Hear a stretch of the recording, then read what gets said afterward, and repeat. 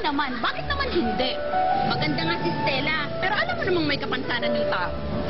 Walang rules na bawal sumali ang kagaya ni Stella sa contest natin. At saka huwag niyo muna siyang pagchismisan hanggat di pa sumasali. Ah, basta, sa aming taga-wet market, siya na ang siguradong mananalo, no? Yung tatlong pinakamagaganda namin. Magaganda nga, amoy isda naman. Hindi katulad sa aming mga magugulay, fresh na fresh. Oh. Excuse me, di ba yung pila ng Miss Palengke? Kayo? Kayo? Sasali talaga kayo dito?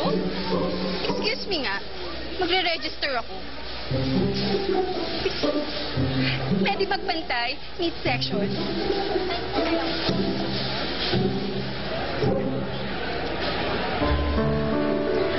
Ako din. Stella Maghirang sa dry goods section. Stella, mabuti naman at nakapag-desisyon ka na sumali dito. Malakas ang laban mo dito, Stella. Ako na ang nagsasabi sa'yo. Salamat, Sir Diego. Laban saan?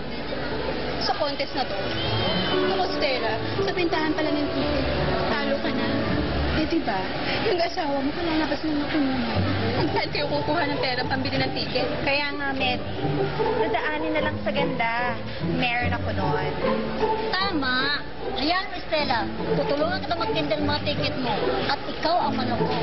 At ikaw, Medi, ikaw ang baboy ko. Baboy nga! Ako pinaka mo talaga. Sino ka maganda? Kasi nga, di ba? Beauty pageant naman to. Excuse